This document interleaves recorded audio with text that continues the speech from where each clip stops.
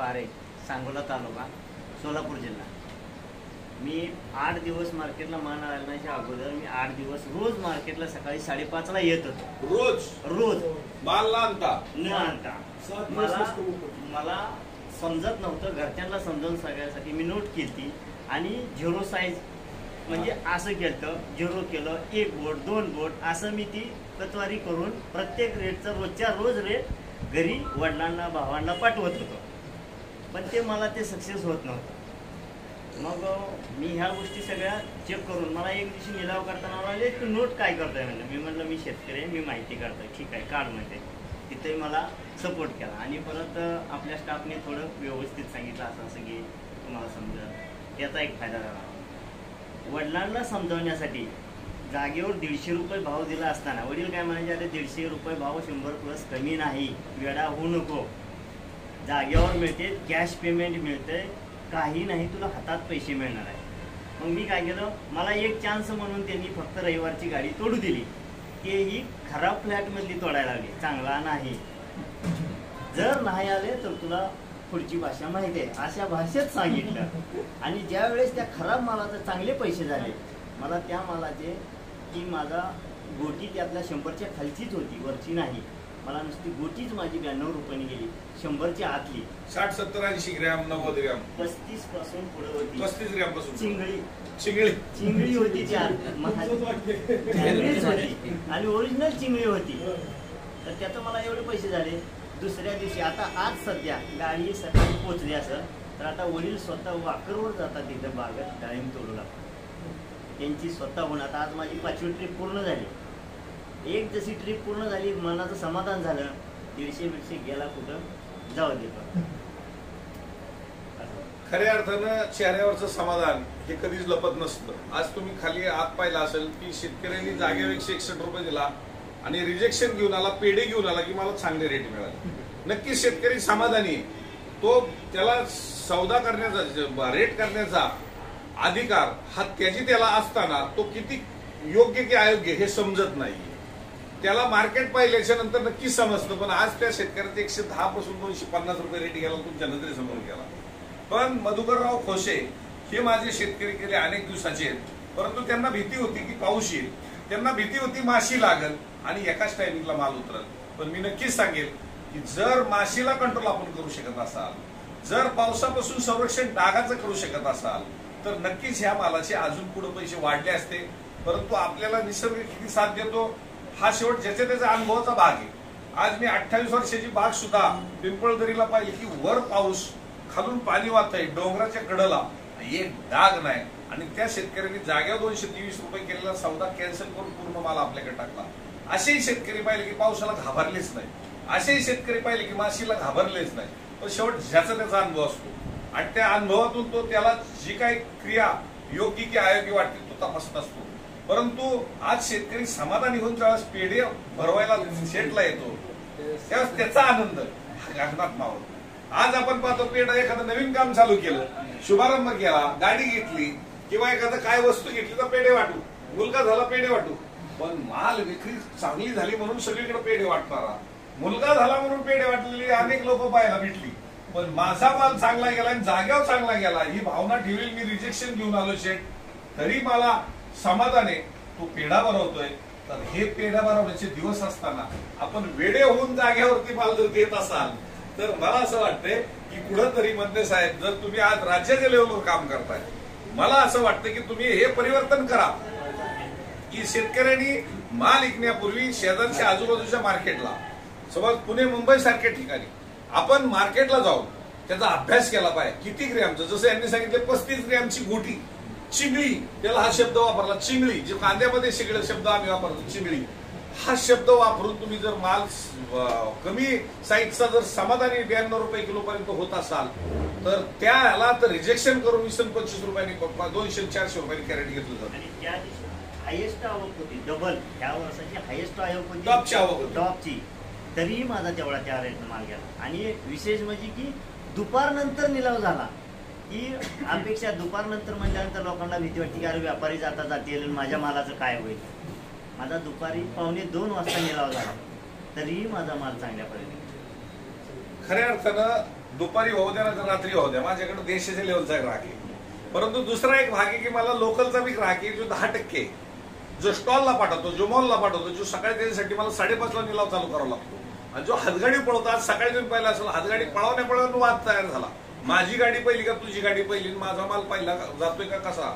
तर हे फक्त पुण्यातच अनुभवायला मिळालं. आणि हे ज्यावेळेस तुम्ही लवकर माल आला, मी मधीच एक लॉट काढला, अशा शेतकऱ्याचं नुकसान होऊ नये. नाशिकला जाणारा शेतकरी तुम्हाला माहित नाही कोणाचा आहे, तुमचा होता. मी यांना पाहिलं पण नाही, यांनी मला सांगितलं पण नाही. परंतु त्या शेतकऱ्याचं नुकसान होऊ नये, कारण तो गाडी लवकर आली पाहिजे. आणि ती पहिल्या 50-60 लॉट मध्ये जर आली तर मला असं वाटतं लोकल ग्राहक त्याला अजून 2 रुपये ज्या देऊ शकतो, त्याचा फायदा तुम्ही उचलला पाहिजे. आणि योगायोगाने सगळ्यात पहिला निलाव आपला असताना सुद्धा आम्ही एवढी गडबड करतोय. म्हणजेच ह्याचा अर्थ मी 9 वाजता आलो तरी सौदा केला असता तरी मला विकणार आहे. पण तुम्ही लवकर आले ना, तुमचं जर 10 रुपये वाढत असतील, 10 रुपये वाढून जर 200 रुपये वाढत असतील, आणि 200 रुपये वाढत असून एका पिकअपचं 20,000 जर वाढत असेल, तर मला सांगा 20,000ची नोकरी करायला महिनाभर घासावी लागते. महिनाभर घासावी लागते आपल्या चांगल्या मुलाला. त्याला किती शिक्षण द्या, त्याला डोनेशन भरून द्या, त्याला 15-20 शिवाय नोकरी नाही. आणि लय शिकला तर 50-60 हजार 70 हजार किंवा लाखाची नोकरी मिळेल. पण मी अभिमानानं सांगतो, तर तुम्ही बी विजापूर जिल्ह्यातील एंडी तालुक्यातील आजगाडा गावच्या शिवयोगी बिरादारांनी मला सांगितलं, मला महिन्यात 4 लाख रुपये घेतोय. 4 लाख रुपये, 71 वय, आणि 4 लाख रुपये घेतोय डाळिंबाच्या पिकातनं. आणि चिमणीला प्यायला पाणी नाही, टँकरनी पाणी आणलेलं. आणि नंतर पाईपलाईन 5 किलोमीटर आणली. आणि असे शेतकरी जर, आणि ते त्या काळातले एकदम हायस्ट शिक्षण घेतलेली इंग्लिश मध्ये बोलणारा शेतकरी 71 वयाचा, पण जर 20,000 रुपये जर आपण नोकऱ्या करत असेल, तर मी सांगाल शेतकऱ्यांच्या मुलाला मुली देत नव्हती. खरं आहे, कारण त्यांचं भागतच नव्हतं. पण जो डाळिंब लावतोय त्याला महिन्याला जर 2-4 लाख रुपये जर पगार पडत असेल आणि 50-50 लाखाचं उत्पन्न जर आपण घेत असेल, तर इथून पुढं ज्या मुलांना मुली मिळत नव्हत्या, ज्याच्याकडे डाळिंब त्याला आता मुली द्यायला लागल्यात. एवढंच मला आता हे निवेदन सांगायचे. खऱ्या अर्थानं शेतकऱ्याला वाटते नोकरीवाल्याला मुलगी दिली पाहिजे, शेतकऱ्याला वाटते उद्योजकाला मुलगी दिली पाहिजे. मग शेतकऱ्यांच्या मुलांनी मुली आणायच्या कुठून? पण त्यासाठी आपण कुठेतरी प्रगतशील बागायतदार जर असाल तर डाळिंबाची शेती आज डाळिंबाची शेती योगाने आपल्याला शेजारीच पुरंदर तालुक्यात आंतरराष्ट्रीय विमानतळ येत आहे. 4-6 वर्षांनी आपण 100 देशात माल पाठवू. किती? 100 देशात माल पाठवू, एवढी ताकद आपल्यात पण आहे. उद्याची भविष्यातली पिढी ही एक्सपोर्ट करणार आहे. आणि देशात केला, उद्याची पिढी एक्सपोर्ट करणार आहे. आणि डाळिंब किती लागलं तरी घाबरायचं कारण नाही. डाळिंब हे पीक असं आहे की तुम्ही देशाच्या पातळीवरती पाठवू शकताय. आणि म्हणून खऱ्या अर्थानं मी जे पोटतिडकीने आज फिरतोय, जिल्ह्याचे दौरे केले, आज तुम्हाला एवढंच सांगतो की तुम्ही महाराष्ट्रामध्ये जर काम करत असेल तर शेतकऱ्यांना एकच सांगा, तुम्ही फसू नका. आडत्या गोडगोड बोलतोय त्याचा विश्वास ठेवू नका. त्याचं पाहण्यासाठी तुम्ही त्याचं जसं यांनी 8 दिवस सर्वे केला, 8 दिवस सर्वे केला, मग माल विक्रीला आणला, जागेवर द्यायचं का? आणि ह्याच्यात जर त्यांचे लाखो रुपये जर वाढत असतील तर मला सांगा, हे लाखो रुपये कुटुंबाला कुठूनच मिळणार नाही. चोऱ्या करत नाही आपण, काळ्या मातीलाच मागतोय, हक्काचे पैसे मागतोय. आणि ते पैसे जर मिळवायचे असेल तर मार्केटिंगचा हिशोबाने अभ्यास केला पाहिजे. आणि दुसरं मी एक साहेब आपल्याला सांगेल की आपण राज्याच्या लेवलवर काम करताय. आपण राज्याच्या लेवलवर काम करत असताना रेशनिंग फ्री माल बनवायचा प्रयत्न करा. तुम्ही युरोपला खायला देताय, मान्य आहे. आमच्या देशातल्या लोकांना सुद्धा 20% लोकांना आज पैशाची कमी नाहीये. ह्याची सुरुवात आम्ही केलेली आहे. या वर्षी आम्ही जो युरोपला माल, युक्रेनचं युद्ध चालू होतं, युद्ध चालू असल्यामुळे तिकडले रेट पडले होते. 110 रुपयाचे रेट फेब्रुवारीमध्ये आले होते. तोच मार्केटमध्ये पुण्यामध्ये माल 160 रुपये विकणारा केडी चौधरी 50 रुपये जर वाढते, कॅरेटला 1000 रुपये वाढते. मी फक्त काय केला बदल, मी काय डोक्या विकला नाही, मी फक्त एक पाटी लावून त्याचं सर्टिफिकेट घेतलं आणि सांगितलं, हा रेशनिंग फ्री माल सर्टिफिकेट माझ्याकडे रिपोर्ट येते. शेतकरी नाबाड बोलू शकत नाही. आणि रेशनिंग फ्री विकणारी पिकवणारी टीम ही महाराष्ट्रात कोण हे तुम्हाला पण माहिती आहे, मला पण माहिती. जर एखादा म्हणला रासायनिक खतं मारून की मी हे आहे, तर त्याच्या टीम मधून कळते की हे नाहीये, ह्या ग्रुप मधलाच नाहीये. एवढी प्रभावी टीम आहे. इथून पुढं तुम्ही रेशनिंग फ्री माल पिकायला प्राधान्य द्या. आमच्यासारखी अजून 4-10 लोक, मी जर विकतोय तर दुसरा बी अजून तयार होईल. आणि रेशनिंग फ्रीचा ब्रँड हा देशभरात आपण पोहोचू. आणि देशभरामध्ये ब्रँड ज्यावेळेस पोहोचू त्यावेळेस तुम्हाला युरोपला जायची गरज नाही.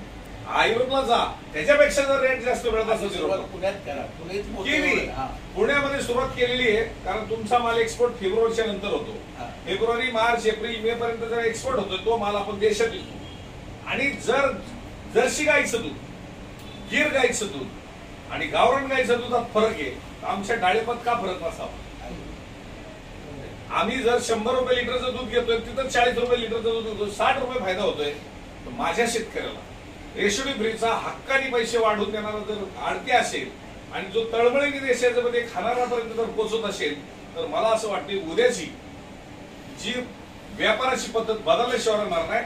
आणि कमीत कमी मी सांगतो 100 देशात डाळिंब आंतरराष्ट्रीय विमानतळ झालं तर गेल्याशिवाय राहणार नाही. त्यामुळे महाराष्ट्र एकमेव असं आहे, मी 3 राज्याचा व्यापार केलेला आहे, गुजरात आणि राजस्थान. तिथल्यापेक्षा पुणे महाराष्ट्रामध्ये जो माल आहे किंवा क्वालिटी आहे किंवा टेस्ट आहे ही पुढेच मी पाहिलेली नाही. त्यामुळे आज तुमच्यासारख्यांनी जो अनुभव घेतला, 8 दिवस जो तुम्ही सर्वे केला, तुम्ही असं सांगाल प्रत्येकाने ना केडी चौधरी विश्वास नका ठेवू, विश्वास ठेवू नका. युट्यूब चॅनलवर विश्वास नका ठेवू. तुम्ही या, पहा आणि जाग्यावर द्यायचं असेल, मी सांगतो 2 लाईनी जाग्यावर तोडा, त्या मार्केटला पहा आणि त्याचं ऍव्हरेज पाहून जागेवर द्या. या वर्षी जागेवरती रेट पडले असे सगळे ढोढा चाललेली, पण तुम्हाला मार्केटमध्ये मंदी दिसली हा. मंदी आणि तेजी या दोघ्या बहिणी नक्कीच आहेत, पण त्याला रुसलेले आहेत. जरा मंदीला त्यांनी माग ठेवलेले आणि तेजी सध्या जोरात आहे, तर ती जोरात तेजी आहे, तिचा फायदा घ्या आणि तिला नंतर आली तर तिचंही स्वागत करू. मंदीमध्ये पण विकावं लागेल, शेवटी विलाज नाही, आपल्याला मंदी आली तरी माल विकायचा आहे. पण ह्या सगळ्याचा कुठेतरी बदल झाला पाहिजे. आणि मी पोटतिडकीने संवाद साधतोय किंवा गावागावात जातोय किंवा मार्केटमध्ये उभा राहतोय, की माझा फायदा मला किती पाहिजे, पोटापुरता मला गरजेचं आहे, पण आज तुम्हाला कुठेतरी दिशा देण्यासाठी फिरतोय. आपल्याला काय जागेवरच्या व्यापाऱ्यांना विरोध करायचा नाही, तिथेही चांगली लोक आहेत, पण योग्य असेल तर नक्कीच दिलं पाहिजे. आणि आज तुम्ही गायकवाड मधने साहेब, तुम्ही आज चर्चेमध्ये सहभाग घेत असताना तुम्ही ससानेंनी आज चर्चेमध्ये सहभाग घेतला आणि तुम्ही खऱ्या अर्थानं पुण्याबद्दलची आपुलकी नक्कीच दाखवली. पण पुण्याबद्दलची आपुलकी ही पूर्वी पुणे चोर आहे अशी म्हणणारी ही मंडळी आता पुणे चांगलं आहे एवढं म्हणणारी आज इथे निर्माण झाली. मला चांगलं वाटलं. आणि इथून पुढे पुण्यामध्ये जे काही बदल होतो तो पुण्यातूनच होतो, तो महाराष्ट्रात झाल्याशिवाय राहणार नाही, देशात झाल्याशिवाय राहणार नाही. एवढं जनतेने सांगतो आणि थांबतो. धन्यवाद.